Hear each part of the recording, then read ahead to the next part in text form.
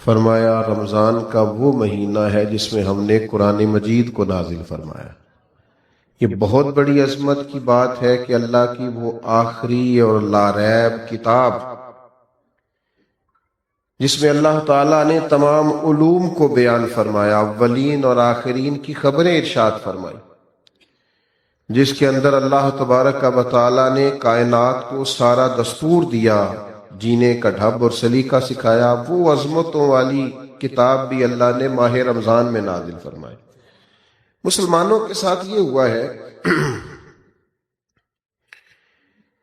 کہ جن چیزوں سے ان کی بہت شناسائی ہو گئی ہے اور جن کی فضیلتیں عام بیان کی جاتی ہیں اور ہر سال ہی عنوان رہتی ہیں، وہ محسوس کرتے ہیں یہ بات تو پچھلے سال بھی مولانا نے بتائی تھی،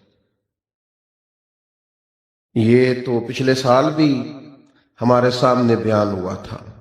یاد رکھیے گا، جس چیز کو بار بار بیان کیا جاتا ہے یہ بھی علامت ہوتی ہے کہ وہ کوئی بہت بڑی چیز ہے۔ جس کا بار بار تذکرہ کیا جائے وہ بھی اس بات کی علامت ہے، کوئی بہت عظمتوں والی چیز۔ دیکھیے، کسی جگہ سے کسی شخص کو پرافٹ ملتا ہو، نفع آتا ہو، تو لوگ دوڑ کے نہیں جاتے، بلکہ ہمارے ملک میں تو رواج ہے کہ کوئی ایک کاروبار چل جائے سارے وہی شروع کر لیتے ہیں۔ یہ کچھ سال پہلے نا سی این جی اسٹیشن وہ چل گئے تھے تو کلومیٹر کے فاصلے پہ سی این جی اسٹیشن کھل گئے تھے۔ کوئی ایک کام چل جائے، پتہ چل جائے اس میں نفع ہے تو سارے شروع نہیں کر لیتے۔ بھائی، اگر کسی شخص کو پتہ چلے کہ فلاں چیز کے اندر بڑا نفع ہے، بڑی برکت ہے، سارے وہی سٹارٹ کر لیتے ہیں۔ تو اگر کسی کو پتہ چل جائے نا کبھی کہ رمضان میں کتنی برکت ہے، تو یہ میں نہیں کہتا، یہ ذرا نبی رحمت علیہ السلام کا ارشاد سنیے گا اور ذرا اسے سمجھیے گا، اس پر غور کیجیے۔ یعنی رمضان کی ساری فضیلتیں حضور نے خود بیان فرمائی۔ یہ بھی بیان فرمایا کہ رمضان میں اللہ نفل کا ثواب فرض کے برابر دیتا ہے اور فرض کا ثواب 70 گنا بڑھا دیتا ہے۔ نبی پاک علیہ السلام نے یہ بھی فرمایا کہ جو ایمان اور احتساب کی نیت سے اس ماہ مبارک میں قیام کرے گا، اس کو اللہ تعالیٰ بڑی فضیلت دے گا کہ اس کے پچھلے سارے گناہ معاف کر دیے جائیں گے۔ یہ ساری شانیں بیان کرنے کے بعد جو ایک جملہ حضور نے ہمارے ذہنوں میں چھوڑا ہے نا، جو ایک بات، اس کو سمجھیں، اس پر غور کریں۔ ساری عظمتیں بیان کرنے کے بعد محبوب فرماتے ہیں اگر تمہیں پتہ چل جائے نا، یعنی تمہیں بتا دیا ہے، سمجھا دیا ہے، لیکن ابھی بھی اس کی اتنی عظمتیں، اتنی بلندیاں، اتنی رفتیں ہیں کہ اگر تمہیں پتہ چل جائے رمضان میں آ کر برکت ہے کتنی، عظمت ہے کتنی، اگر تمہیں پتہ چل جائے تو فرمایا تمہارا دل چاہے گا کہ سارا سال رمضان ہی رہے، کوئی اور مہینہ آئے نہ۔ صرف یہ آپ اس بات کو سمجھیں۔ ہمارے ہاں نا ایک تو فضیلت روز سنتے ہیں تو کچھ بعض اوقات اللہ معاف کرے کمزوری آ جاتی ہے، دوسرا یہ کہ چونکہ ہر چیز کمرشل ہو گئی ہے، ہر چیز، تو رمضان میں بھی لوگ دیکھتے ہیں کہ کون سا نیا کاروبار کس طرح چلانا ہے اور کون سی چیز کتنی مہنگی کرنی ہے اور کس معاملے میں اب ذرا ہم نے تھوڑی سی تیزی دکھانی ہے۔ خدا کے بندو، یہ تو عبادت کا مہینہ ہے، تو اللہ کو راضی کرنے کا مہینہ ہے۔ آپ یہاں بھی دیکھ رہے ہیں کہ اب مثلا کون سی چیز زیادہ بکے گی تو وہ میں پہلے سے سٹارٹ کر لوں گا تو کیا بنے گا، اور رمضان میں وہ میں کیسے بیچ سکتا ہوں اور کیا خرید سکتا ہوں۔ جہاں آسانی کرنی چاہیے تھی وہاں بھی لوگ سمجھ سے بالا تر کام کرنا شروع کر دیتے۔ تو اس ماہ مقدس میں، اس ماہ نور و سرور میں تو زیادہ سے زیادہ عبادت کرنی تھی اور اللہ کے بندوں کو آسانی دینی تھی، لیکن لوگ توجہ ہی نہیں کرتے، غور ہی نہیں کرتے۔ تیسری بات جو اس ماہ مقدس میں ہمیں بڑی سمجھنی چاہیے، ایک تو فضائل پر غور کرنا چاہیے، دوسرا اس کو کسی صورت بھی کمرشل نہیں بنانا چاہیے کہ اب بھلا میں اس میں کیا کما سکتا ہوں، کیا لے سکتا ہوں، کیا پرافٹ آ سکتا ہے۔ یہ معاملہ تھوڑا سا نا تکلیف کا باعث بنتا ہے۔ بعض اوقات آزمائش ہوتی ہے کہ یار ہم ہر چیز کوئی اب اس طرح کا بنا لیں گے۔ تیسری بات بنیادی رمضان شریف میں جس سے پالا پڑتا ہے اور جو سمجھنے کے لائق ہے، رمضان میں آخرت کی تیاری کرنا زیادہ ضروری ہے۔ یہ ایک خاص بات ہے جو ہمارے اندر عام ہو گئی ہے، اس پر آپ نے توجہ کرنی ہے۔ رمضان میں آخرت کی تیاری کرنی، اور ہر عشرے کی اپنی فضیلت ہے، آخری عشرے میں سب سے زیادہ آخرت کی تیاری کرنی۔ ہم نے رمضان میں آخرت کی تیاری کرنی تھی، ہم سارا رمضان عید کی تیاری کرتے رہتے ہیں۔ کئی دن گزر جاتے ہیں بازاروں میں کپڑے خریدتے، پھر کئی دن گزر جاتے ہیں ڈیزائن پسند کرتے کہ سلوانا کون سا ہے، پھر یہ کہ 3 دفعہ گیا جوتا لینے۔ آپ نے سارا رمضان عید کی تیاری پہ لگا دی۔ ضرور نئے کپڑے خریدیں، ضرور نئے جوتے خریدیں، ضرور آپ اجلا لباس پہنیں، لیکن رمضان تو آخرت کی تیاری کے لیے۔ اگر آپ کا سارا وقت بازار میں گزر گیا تو آپ نے اس سے کیا حاصل کیا؟ چاہیے تو یہ تھا کہ کپڑے یہ رمضان سے پہلے خرید لیے جاتے، سلوا لیے جاتے۔ اب تو موسم کا بھی پتہ چل جاتا ہے کن دنوں میں کیسا ہوگا۔ اب تو یہ بھی کسی حد تک آسانیاں ہیں۔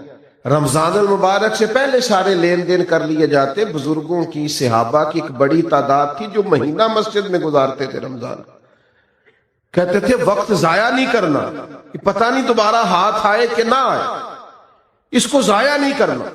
تو میرے بھائی ان 3 چیزوں پر سب سے زیادہ سب سے پہلے اہمیت دیں کہ جو فضائل ہیں ان کو ذہن میں بٹھائیں کہ شان کتنی۔ دوسرا، کوئی کمرشل، میں بعض اوقات بڑی تکلیف محسوس کرتا ہوں جب میں اپنے حج اور عمروں کو کمرشل بنا ہوا دیکھتا ہوں نا، تو میں سوچتا ہوں کہ کن کن چیزوں کی ہم نے دکانیں ڈال لی۔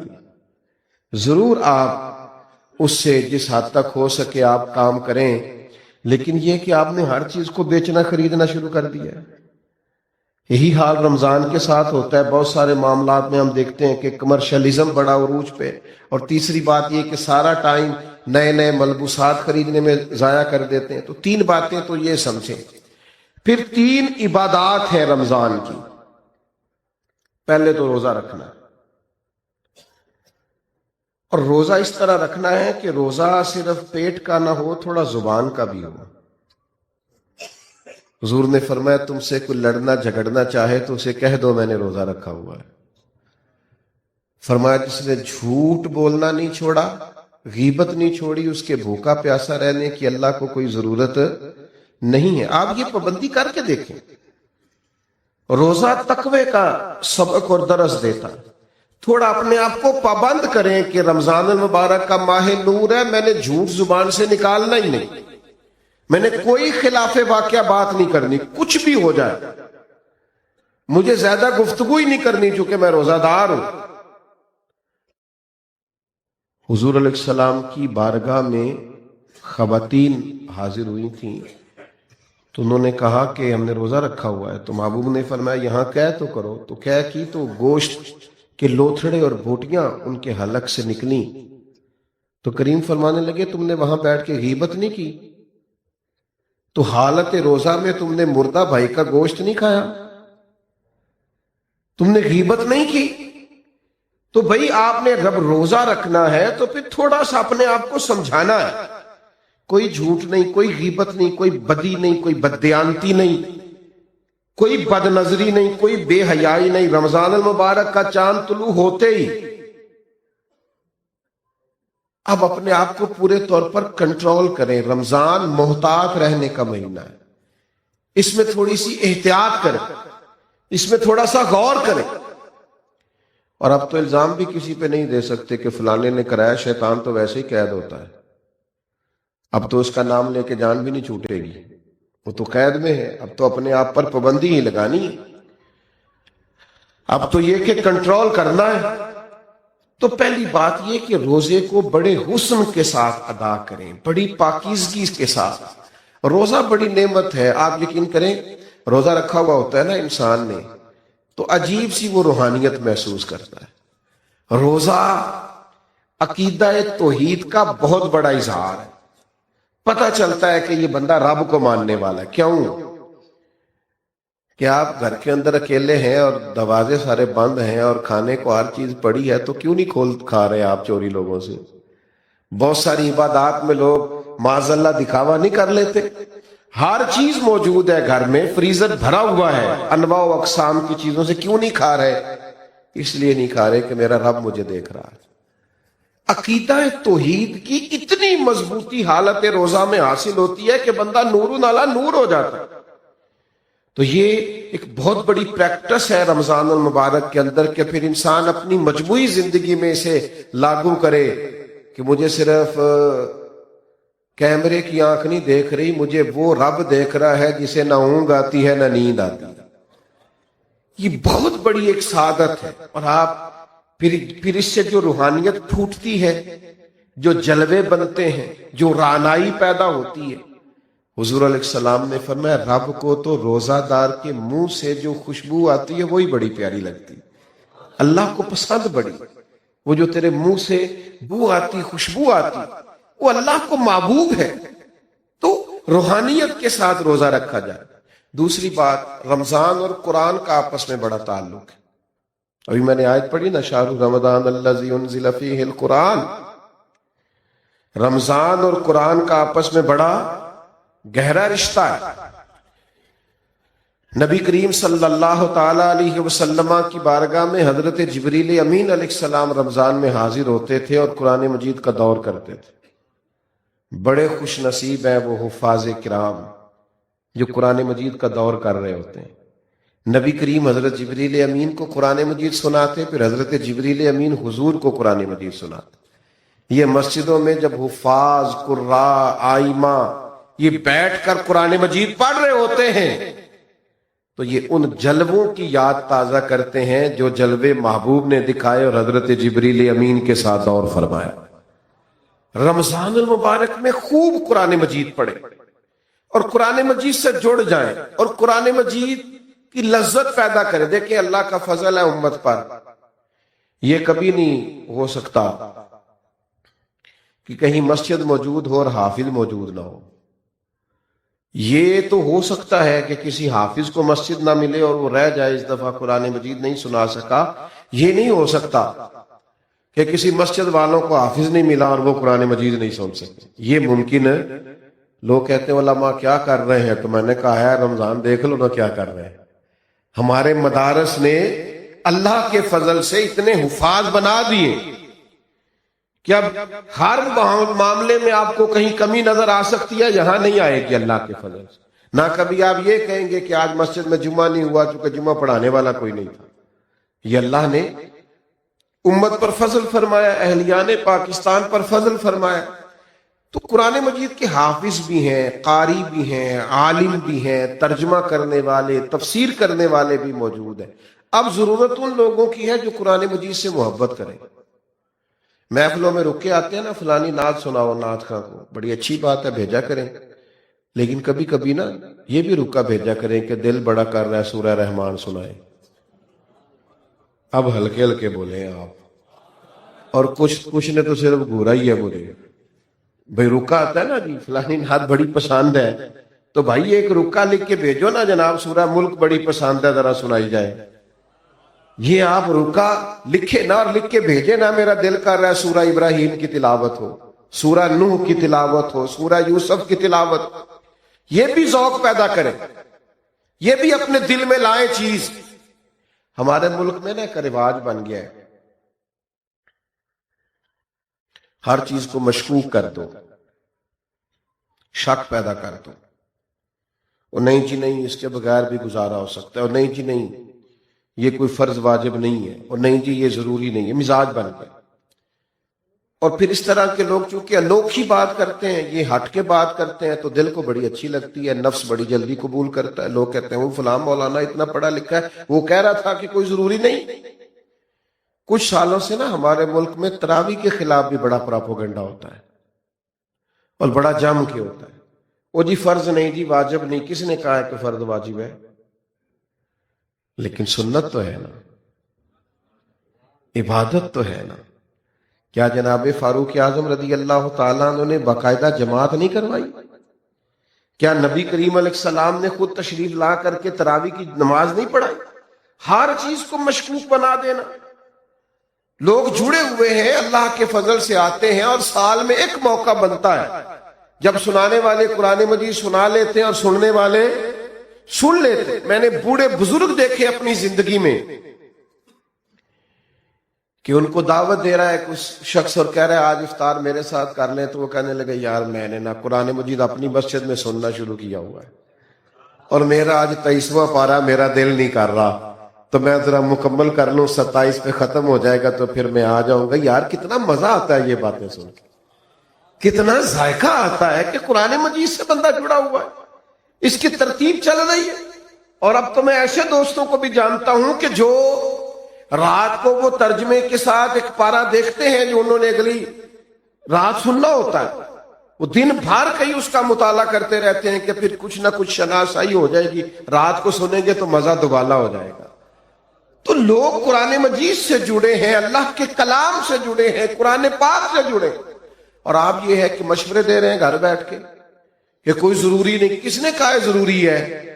لیکن کیا تم نے وہ محبوب کی حدیث نہیں سنی، نہیں پڑھی کہ محبوب علیہ السلام نے فرمایا رمضان اور قرآن دونوں اللہ کی بارگاہ میں بندے کی سفارش کریں گے۔ رمضان کہے گا اللہ میں نے اسے دن بھر کھانے سے روکے رکھا، اور قرآن مجید کہے گا مالک یہ رات کو کھڑا ہو کے پڑھتا سنتا رہا۔ فرمایا رمضان اور قرآن کی سفارش سے اللہ بندے کی مغفرت فرما دے۔ قرآن مجید سے تعلق بنا ہے، اور یہ رات کا قیام ہے۔ آپ کی میں بات نہیں کرتا، میرا ویسے ہلکا سا تجربہ یہی ہے کہ مل کے جماعت کے ساتھ کام ہو جائے تو ہو جائے، تنہا ڈیوٹی لگائی جائے نا۔ کچھ دوست ایسے ہیں وہ تراویح جماعت سے پڑھ لیں تو پڑھ لیں، رہ جائیں تو سستی ہو جاتی ہے۔ صحیح کہہ رہا ہوں؟ یہ اہتمام کے ساتھ ہو جائے تو ہو جائے، ورنہ بہت ساری جگہوں پہ سستی رہ جائے۔ تو رات کے قیام کا اہتمام کریں۔ نبی پاک علیہ الصلوۃ والسلام نے فرمایا جس شخص نے رمضان المبارک میں احتساب کی نیت کے ساتھ قیام کیا اور ایمان کے ساتھ قیام کیا، اللہ اس کے پچھلے سارے گناہ معاف فرما دے۔ اور ایک اور چھوٹا سا مشورہ بھی آپ کو دینا ہے، آگے پیچھے تو بڑا مشکل ہوتا ہے سحری میں اٹھنا، تو رمضان میں تو اٹھنا ہی اٹھنا ہے نا۔ ایسا نہ کریں کہ جب صبح اٹھیں تو 10 منٹ پہلے اٹھیں، 4 رکعتیں تہجد کی بھی پڑھیں۔ اٹھنا تو ہے، تو کیا سعادت ہے۔ ایک روایت میں فرمایا کہ ہر نیکی پر تو ثواب ہوتا ہے نا، فرمایا جب نوجوان اٹھ کے سویرے تہجد پڑھتا ہے تو رب اسے دیکھ کے مسکراتا ہے جو اس کی شان کے لائق۔ کتنی عظمت کی بات۔ آپ صبح 10-15 منٹ پہلے اٹھے، 4 رکعتیں، 6 رکعتیں، 8 رکعتیں، 12 رکعتیں تہجد کی پڑھیں، اس کے بعد پھر آگے چلیں۔ تو ایک تو روزہ اہتمام سے، اور دوسرا قرآن مجید سے تعلق، نوافل سے تعلق، تھوڑا سا نا مطلب انسان وقت نکالے، عبادات میں رہے۔ سارا سال ہم خبریں سنتے ہیں ٹی وی پہ اور موبائل پہ، تو انقلاب آ گیا پھر خبریں سننے سے۔ اگر کوئی ملک تبصروں سے ٹھیک ہوتا نا تو سب سے پہلے پاکستان ٹھیک ہونا تھا، اس لیے کہ جتنے تبصرے ہمارے ملک میں ہوتے ہیں کسی اور جگہ بڑے تبصرے، ہر آدمی کے جیب میں موبائل ہے اور ہر بندہ ہی صحافی ہے، ہر ایک کے پاس یہ اندر کی خبر ہے اور سارے تبصرے کر رہے ہیں۔ میرے بھائی 1 مہینہ تبصرے رہنے دو، میری تو مانو تو خبریں بھی رہنے دو۔ آپ 1 مہینہ اپنے آپ کو قرآن مجید سے جوڑو، آپ کوشش کرو خوب توجہ کے ساتھ اللہ کی عبادت۔ اور ایک تیسری عبادت جو بڑی اہم ہے رمضان میں، اور وہ ہے اللہ کے راستے میں خرچ کرنا، خیرات کرنا، سخاوت کرنا۔ یہ سخاوت صرف امیر آدمی کی ڈیوٹی نہیں، غریب ذرا زیادہ غور سے سنیں کیا کہہ رہا ہوں۔ نبی پاک علیہ السلام نے فرمایا تم ایک کھجور اللہ کے راستے میں دیتے ہو نا، ایک کھجور، پھر سنو کیا عرض کر رہا ہوں، ایک کھجور تم اللہ کے راستے، کیا مثلا قیمت ہے آج ایک کھجور کی، اور ہمارے ہاں کیا حیثیت ہے، فرمایا ایک کھجور جب تم اخلاص کے ساتھ اللہ کے راستے میں دیتے ہو، اللہ تبارک و تعالیٰ اسے قبول فرما کے اپنے سیدھے دستے مبارک میں لیتا ہے جو اس کی شان کے لائق، اور فرمایا تمہاری اس ایک کھجور کی اللہ نشو و نما کرتا ہے، اسے پالتا ہے، بڑا کرتا ہے۔ فرمایا وہ ایک کھجور اللہ تعالیٰ پہاڑ کے برابر کر دیتا ہے۔ اور ایک یہاں تو ایک کھجور کی بات ہے نا، ایک حدیث میں حضور نے فرمایا دوزخ سے بچ جاؤ چاہے کھجور کا ایک ٹکڑا صدقہ کر کے بچ جاؤ، لیکن دوزخ سے بچ جاؤ. کچھ خیرات، کچھ صدقات اس کا مزاج پیدا کرے. اور ہمیں تو دین نے یہاں تک کہا ہے، سخاوت یہاں سے شروع کرنے کا فرمایا کہ گوشت بناؤ تو شوربہ زیادہ کر لیا کرو، پڑوسیوں کو بھی شامل کر لو. نبی کریم علیہ السلام نے فرمایا شوربہ ذرا زیادہ کر لو اور پڑوسیوں کو شامل کر لو. کچھ لوگ سخاوت کا مزاج نہیں رکھتے، وہ کہتے ہیں میں خود بڑا غریب ہوں. او بھائی بانٹنے کا مزاج تو بنائے، اللہ عطا بھی کرے گا. 2 آدمیوں کا کھانا 3 آدمی کھا سکتے ہیں، 3 کا 4 آدمی کھا سکتے ہیں. ہم نے دیہاتوں میں وہ بزرگ بھی دیکھے جو صرف اپنی پکی ہوئی افطار لے کے مسجد میں چلے جاتے تھے، کہتے تھے شاید کو مسافر بھی آ جائے تو میں شامل کر لوں گا. صرف اپنے لیے جو افطار کا سامان تھا اسی کو ذرا بڑھا کے لے جاتے کہ مسجد میں جا کے کھولتا ہوں روزہ، شاید وہاں مجھے کوئی مسافر مل جائے. سخاوت مال سے ہوتی نہیں، اگر بندے کا دل بڑا نہ ہو تو. صرف پیسوں سے نہیں ہوتی اگر ظرف بڑا نہ ہو تو. اور بندہ غنی ہمیشہ دل کا ہوتا ہے. کتب حدیث میں پورا باب ہے کہ بندہ دل کا غنی ہوتا ہے. اس لیے درویش نے کہا تھا مالاں والے سخی نہیں ہوندے تے سخیاں کول مال نہیں ہوندا. مالاں والے سخی نہیں ہوندے تے سخیاں کول مال نہیں ہوندا. ہاں ایتھے اوتھے دوویں جہانی سخی کنگال نہیں ہوندا. یہ مت سمجھنا پھر اس کے پاس ہوتا کچھ نہیں، وہ کرتا سخاوت ہے، پر کیا بات وہ کنگال نہیں ہو سکتا، ہر وقت اس کی جیب بھری رہتی. میرے بھائی خوب سخاوت کرے. نبی پاک علیہ السلام نے فرمایا کسی کو روزہ افطار کراؤ، جتنا ثواب اسے رکھنے کا ملے گا اتنا تمہیں افطار کرانے کا ملے گا. اور فرمایا یہ تو اس کے لیے بیان کیا جو صرف ایک گھونٹ پانی سے یا ایک کھجور سے افطار کرائے. جو پیٹ بھر کے کھلائے اس کا تو اجر وراء الورا. نبی پاک علیہ السلام کی سخاوت رمضان میں بڑھ جاتی تھی. حضور قیدیوں کو رہا کرتے، بانٹتے، زیادہ سے زیادہ دیتے اللہ کے راستے میں. لیکن ہمارے ہاں سیاسی افطاریاں ہوتی ہیں. سیاسی یعنی اپنے اپنے تعلق والوں کو بلایا کسی وی آئی پی جگہ پہ اور وہاں جناب بہترین اچھے کھانے بوفے شوفے لگائے، تو جو غریب بیچارے جن کا حق بنتا تھا، جن کے لیے ضرورت، وہ مجھے بچے کہنے لگے ہم روز دسترخوان لگاتے ہیں، بڑے لمبے خرچے. تو میں نے کہا بتاؤ کبھی کوئی امیر بھی آ کے بیٹھا ہے تمہارے دسترخوان؟ کہنے لگے نہیں، غریب لوگ ہی آتے ہیں. تو پھر میں نے کہا تم اللہ کی اس بات پر راضی نہیں ہو کہ رب کریم نے توجہ دلا دی ہے، یہاں آ جاتے ہیں غربا کہ چلے یہاں افطار کر رہے. بہت بڑی سعادت ہے. بہت سارے لوگ ایسے ہیں جن کو ضرورت ہوتی ہے، لیکن ہمارا مزاج یہ ہوتا ہے کہ ہم اس کو بھی نا، رمضان کی افطاریاں بھی ان کو بھی دنیا داری بنا لیتے ہیں. ووٹ پکے کرنے کے لیے، تعلقات پکے کرنے کے لیے، گاہک اور سیلز مین پکے کرنے کے لیے اسی میں اس کو بھی لگا دیتے ہیں. کچھ کام جنت پکی کرنے کے لیے بھی کر لینے چاہیے. وہ ایک درویش سکول چلاتے تھے نا،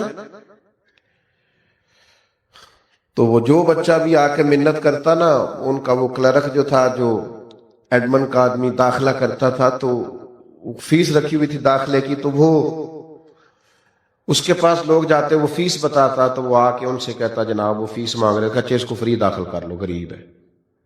2 بھی داخل کیے، 4 بھی کیے، 6 بھی کیے، وہ درجنوں روزانہ فری داخل ہونے لگے. تو وہ اس کا جو اس نے ملازم رکھا تھا، اس طرح کام تو نہیں نہ چلتے. تو اس نے کہا تمہیں کس نے کہا ہے میں کاروبار کر رہا ہوں؟ کہا پھر آپ کیا کر رہے ہیں؟ کہنے لگے میں اپنے جنازے کے بندے پکے کر رہا ہوں. میں اپنے جنازے کے، کسی کو کہنا نہ پڑے میرے لیے دعا کر، کچھ پکے ہو جائیں. جب میں جاؤں مروں تو ان کے دلوں سے دعا نکل جائے. اکھاں جدوں میٹیاں زمانہ مینوں روے گا، اپنا تے اپنا بیگانہ مینوں روے گا. جدوں نہ میں دسیا میں خاراں نوں میں خانے وچ، جام ٹوٹ جان گے میں خانہ مینوں روے گا. کئی لک لک رون گے تے کئی بک بک رون گے، گلیاں دا یانا تے سیانا مینوں روے گا. او بھائی آپ کچھ ایسا تو کریں کہ کچھ جنت بھی پکی ہو، کچھ جنازے کے بندے بھی پکے ہوں. ساری دنی رمضان میں بھی افطار کرانے لگے تو وہی آپ نے پکے کر لیے اپنے ووٹر سپورٹر اور سیلز مین اور گاہک، کس چکر میں پڑ گئے؟ تو میں کہہ رہا تھا کہ ہر چیز کو کمرشل نہ بنا. یہ ماہ نور و سرور رمضان المبارک، اس میں پوری تیاری کے ساتھ داخل ہوں، پورے حسن ظن کے ساتھ داخل، ساری برکات اس کی سمیٹنے کی کوشش کریں. 3 باتیں میں نے شروع میں نصیحت کی عرض کی، پھر 3 عبادات پہ زور دیا، اب 3 گزارشات کرنی ہے آپ سے. کر لوں جی؟ چلیں جمہوری ملک ہے، آپ سارے نہیں بول رہے، کر لوں بات. ایک تو رمضان میں غصہ نہیں کرنا، مشکل کام بتا دیے. غصہ نہیں کرنا، نہ گھر والوں پہ نہ باہر والوں پہ. کچھ لوگ باہر بالکل نہیں کرتے، گھر بہت زیادہ کرتے. تو غصہ نہیں کریں، چھوڑ دیں. اس سے نا روحانیت پہ بڑا اثر پڑتا ہے. کبھی کبھی غصہ انسان کو تکبر تک لے جاتا ہے، وہ خطرناک صورتحال ہو جاتی ہے، روحانی زندگی میں بڑی تباہی مچاتا ہے. دوسری گزارش آپ سے یہ کرنی ہے کہ ماہ رمضان المبارک میں کوشش کریں، آپ جن سے آپ ناراض بھی ہیں نا، اگر کچھ ایسا ہے نا کہ آپ ان کو معاف نہیں کر پا رہے تو رمضان میں کر دیں معاف، بوجھ اتر جائے گا. آپ تو معاف کر کے جائیں نا اللہ کی بارگاہ میں، آپ تو گنجائش پیدا کریں نا، آپ نے روزے رکھنے، اللہ کے حضور حاضر ہونا، معاف کر دیں. یہ معافی بڑی برکت والی چیز ہے، کلیجہ ٹھنڈا ہو جاتا ہے. بدلہ لے کے انسان تنگ ہوتا ہے، انتقام لے کے اور زیادہ گھٹن فیل ہوتی، لیکن معاف کرنے سے سکون پیدا ہوتا ہے، ٹھنڈک محسوس ہوتی ہے. تیسری میری گزارش آپ سے یہ ہے، رمضان المبارک میں لوگوں کے لیے آسانیاں کرنے کی کوشش کریں. خود سے محسوس کر لیں کہ کہاں آپ کی ضرورت ہے اور آپ وہاں پہنچ جائیں.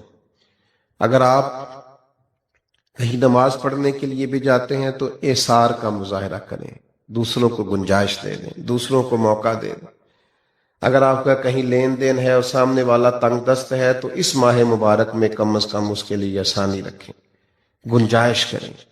جس حد تک ہو سکے دوسروں کو تکلیف سے بچائیں. آہستہ آہستہ نہ کچھ شدتیں سی پیدا ہو گئی ہیں مسلمانوں کے دلوں میں، اپنی ذات کے لیے رنجشیں بڑھ گئی. خوبصورت ترین لوگ بھی بعض اوقات حالات کے تقاضوں کی وجہ سے اس طرح کا معاملہ کرتے ہیں جو ان کی شخصیت کے ساتھ میچ نہیں کرتا. محسوس ہوتا یار تو بڑا عظیم آدمی ہے، تیرا نہیں بنتا یوں کرنا، تو بہت بڑے قد کاٹ کا آدمی ہے، تیرا معیار بڑا بلند ہے، تیرا نام بڑا اونچا ہے، تیری سوچیں اور تیرے وچار بڑے پائے کے ہیں، تجھے اس طرح نہیں کرنا چاہیے. رمضان شریف بہت بڑی تربیت کا ماہ مبارک، کوشش فرمائیں اس میں کہ آپ درگزر سے کام لیں، آپ آسانی کریں، آپ کوشش کریں کہ کسی شخص پر بوجھ نہ بنے.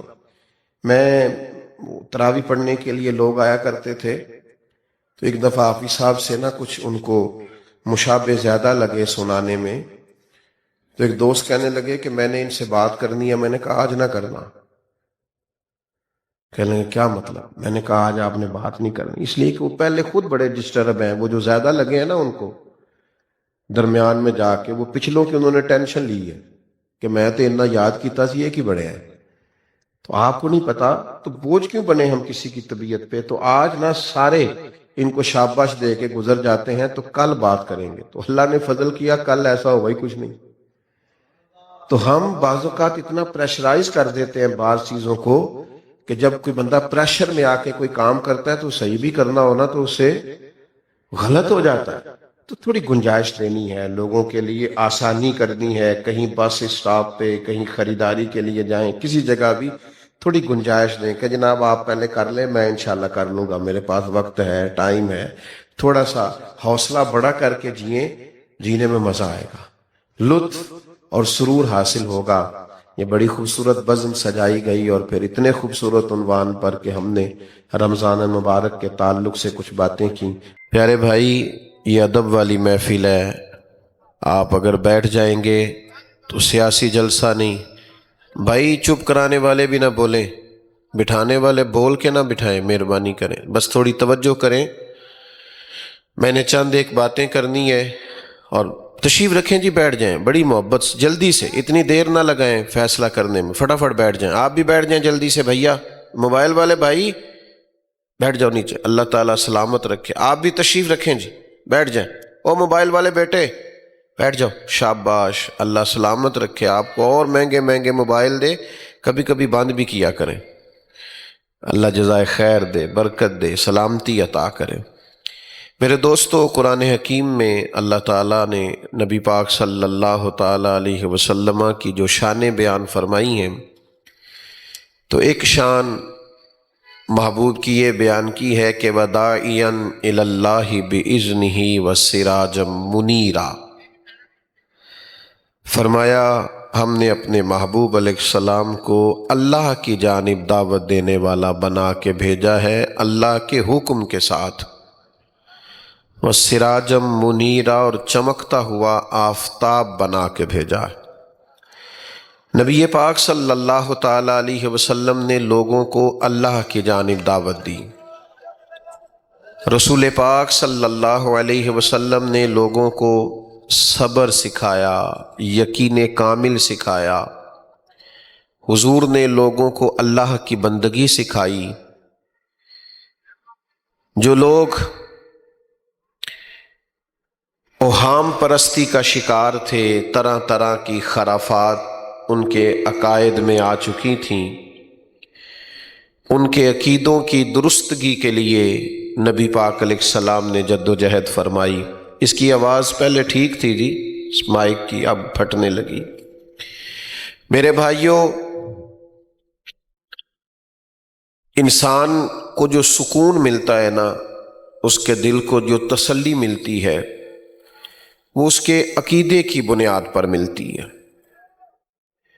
اگر وہ ذہنی طور پر مضبوط ہو، فکری طور پر توانا ہو، بہت جلدی پریشان نہ ہوتا ہو، بڑی جلدی گھبرا نہ جاتا ہو، جلدی وہم نہ کرتا ہو، تو وہ آدمی سکون میں رہتا ہے، مطمئن رہتا ہے۔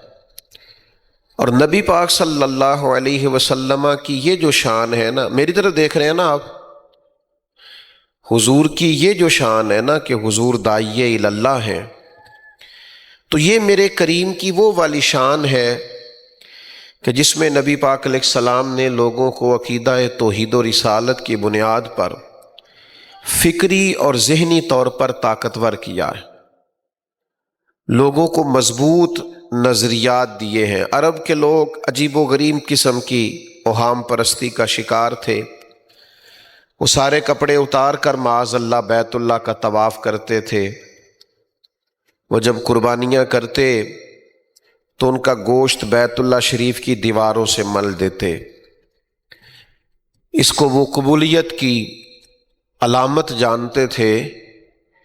اللہ کے حبیب علیہ السلام نے انہیں اس طرح کی ساری باتوں سے نکال دیا، انہیں بتایا کہ تم نظریاتی طور پہ پختہ ہو جاؤ۔ آج بھی آپ دیکھیے نا ہمارے معاشرے میں کس طرح کے وہم لوگوں نے پال رکھے ہیں کہ وہ کالی بلی رستہ کاٹ گئی تھی میرا، آج پتہ نہیں میرا کام ہوگا کہ نہیں ہوگا، وہ جی کبھی دودھ گر جائے تو یہ اچھا شگون نہیں ہوتا، کوئی گھر سے باہر نکلے تو اسے پیچھے سے آواز نہیں دینا چاہیے۔ یہ چیزیں ضعف اعتقادی پیدا کرتی ہیں۔ ایک بہت بڑا طبقہ ہے جس کا خیال ہوتا ہے مجھے جادو ہو گیا ہے، لوگوں کا خیال ہوتا ہے کسی شخص نے میرے اوپر کوئی علم کرا دیا ہے۔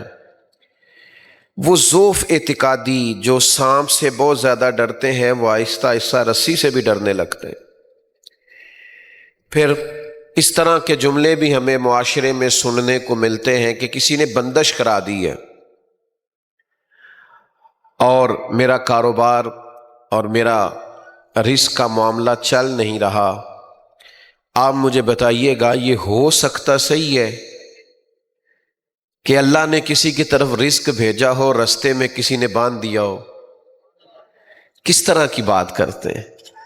مالک کریم نے تو روانہ کر دیا، بھیج دیا، عطا کر دیا، اور رستے میں کسی نے بندش کر دی۔ ہاں نظر لگ جاتی ہے، اس کی ایک حقیقت ہے، لیکن اس حد تک نہیں جس حد تک آج ہم وہم کا شکار ہیں، یقین کامل کی دولت پیدا کریں، اپنے ذہن کو مضبوط کریں، اپنا بھروسہ اپنے رب پر مضبوط رکھیں۔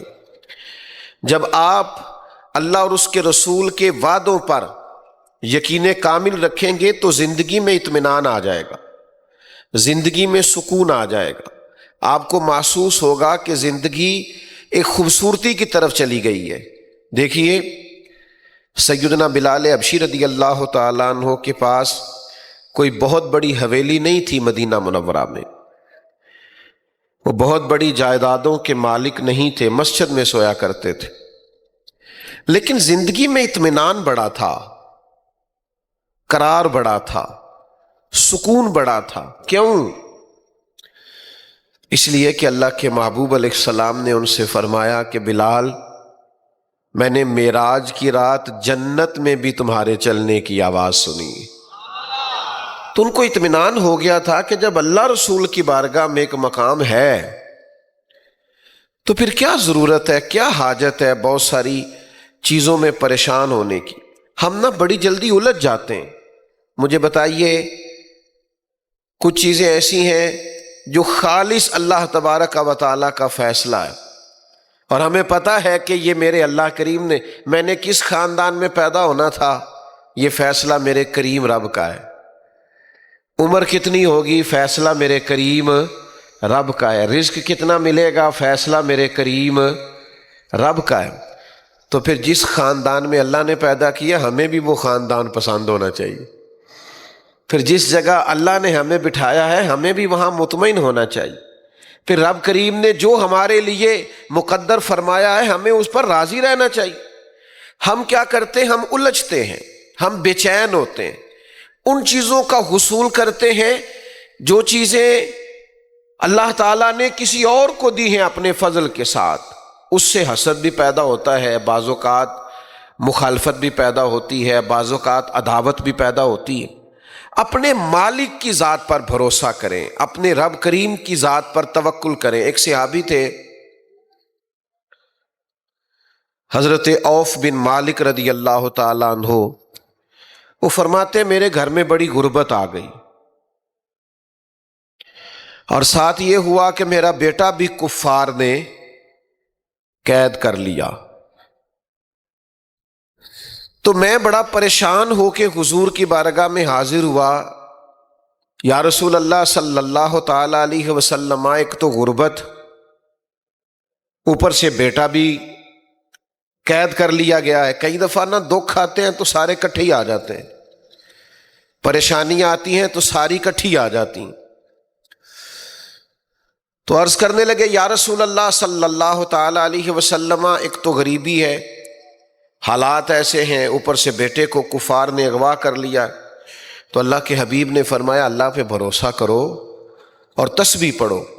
پیارے بھائی میری طرف دیکھو، چھوڑ دو یہ کام، آپ اللہ تعالیٰ آپ کو سلامت رکھے، یہ دینی محفل ہے، کوئی سیاسی جلسہ ہے، اس کے آداب کا خیال فرمائے۔ اللہ تعالیٰ آپ کو ڈھیروں برکتیں دے، سلامتیاں عطا کرے، ہمیشہ خوش رکھے۔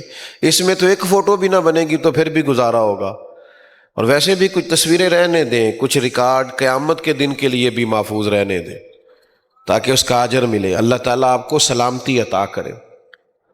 بیمار ہوں، تھوڑی دیر کے لیے آیا ہوں، میری بات سن لیں، پھر انشاءاللہ آپ ادھر ہی ہیں، ایک دوسرے کی تصویریں رج رج کے کھینچیے گا۔ عزیز دوست غور فرمائیے جو عرض کر رہا ہوں، حبیب پاک صلی اللہ تعالی علیہ وسلم نے فرمایا کہ گھر جاؤ، اللہ پہ بھروسہ کرو اور لاحول شریف پڑھو، لا حول ولا قوت الا باللہ العلی العظیم، اس تسبیح کو پڑھو۔ فرماتے میں اور میری بیوی نے پڑھنا شروع کیا، اللہ کی ذات پہ بھروسہ اور اس تسبیح کو پڑھو۔ فرماتے ہم پڑھ رہے تھے، بھروسہ اللہ پہ تھا، دروازے پہ دستک ہوئی، باہر گئے تو اللہ نے فضل کیا، بیٹا دروازے پر موجود تھا، اور اکیلا نہیں آیا، 400 بکریاں بھی ساتھ لایا۔ تو اس سے پوچھا بھئی یہ کہاں سے آئیں؟ تو وہ کہنے لگے جہاں مجھے باندھ رکھا تھا انہوں نے، وہ لوگ سو گئے تھے، میں نے تھوڑی جدوجہد کی، میرے ہاتھ کھل گئے، اور میں باہر نکلا تو یہ بکریاں تھیں، میں 7 بکریاں بھی لے آیا۔ تو کہنے لگے ان کے والد چلو حضور کی بارگاہ میں جا کے پوچھتے ہیں کہ یہ ہمارے لیے جائز بھی ہے کہ ناجائز ہے، اگرچہ کافر کا مال ہے اور مال غنیمت۔ تو حضور سے جا کے پوچھا تو محبوب فرمانے لگے یہ سارا میرے رب نے تیرے لیے بندوبست فرمایا۔ تو جب اللہ بندوبست کرتا ہے نا تو وہ یرزقہ من حیث لا یحتسب، پھر اللہ وہاں سے روزی دیتا ہے کہ بندے نے کبھی سوچا بھی نہیں ہوتا، لیکن شرط یہ ہے کہ بھروسہ اللہ کی ذات پہ ہو۔ جب بھروسہ اللہ کی ذات پہ ہوتا ہے پھر بندہ دھوکے سے مال اکٹھا نہیں کرتا، فراڈ نہیں کرتا، کسی کو لوٹتا نہیں، کسی کا گھر نہیں اجاڑتا۔ پھر وہ سمجھتا ہے چونکہ مجھے اللہ نے دینا ہے تو مجھے طریقہ بھی وہی اختیار کرنا چاہیے جو طریقہ میرے رب کو پسند ہے اور جو طریقہ مجھے شریعت نے عطا کیا۔ تو میرے بھائیوں، اللہ تعالیٰ کی ذات پر مضبوط توکل اور وہم نہیں کرنا زندگی میں، ذوف اعتقادی کا۔ وہ ہمارے ہاں چونکہ آج کل تویز دھاگے والوں نے بڑی بڑی دکانیں کھول لی ہیں اور پیر صاحبان چونکہ باقاعدہ بیٹھتے ہیں صبح 9 بجے سے عصر تک، تو ڈھیر سارے لوگ جاتے ہیں تعویذ لینے۔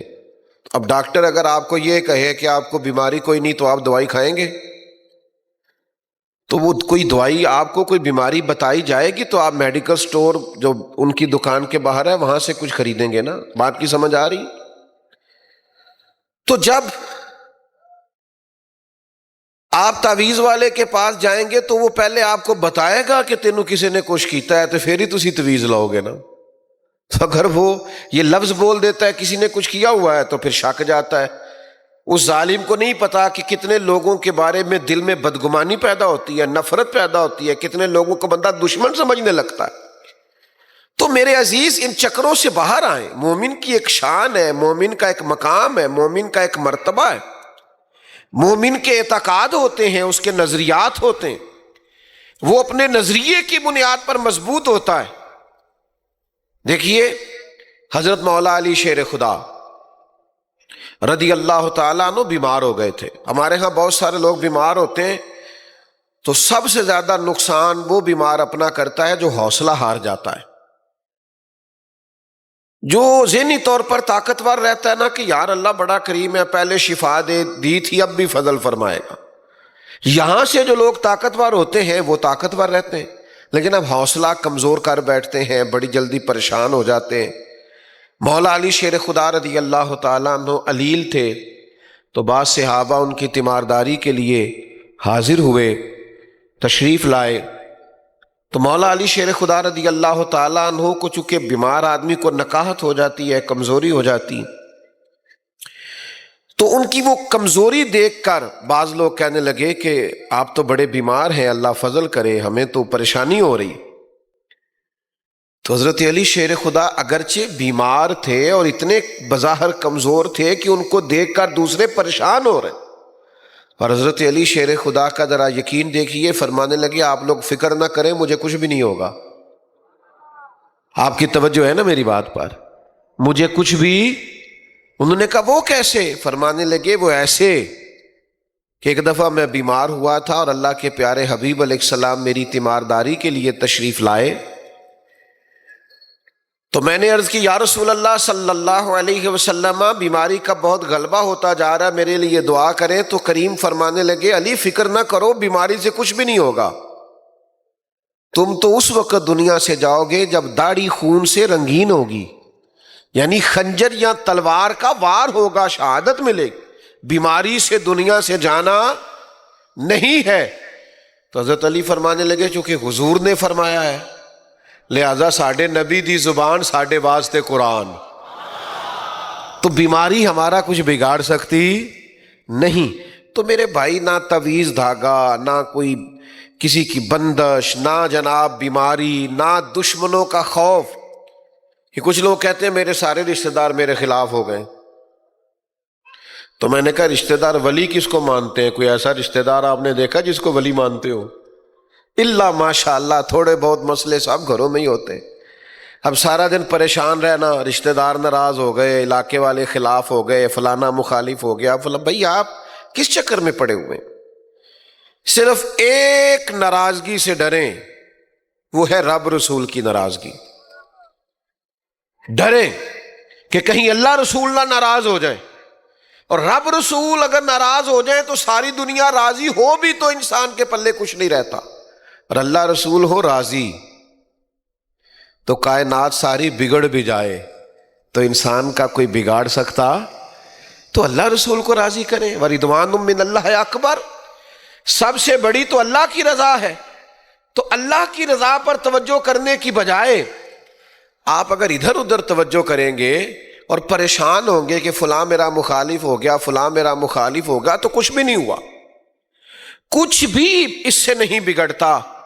حضرت عبداللہ ابن عباس رضی اللہ تعالیٰ عنہ فرماتے ہیں نبی کریم علیہ السلام نے مجھ سے فرمایا، عبداللہ میرے بیٹے اس بات کو یاد رکھنا، ساری دنیا مل کے بھی تیرا کچھ سنوارنا چاہے سنوار نہیں سکتی جب تک رب نہ چاہے، اور ساری دنیا مل کے تیرا کچھ بگاڑنا چاہے تو بگاڑ نہیں سکتی جب تک اللہ نہ چاہے، اس کی حکمت کا تقاضا نہ ہو۔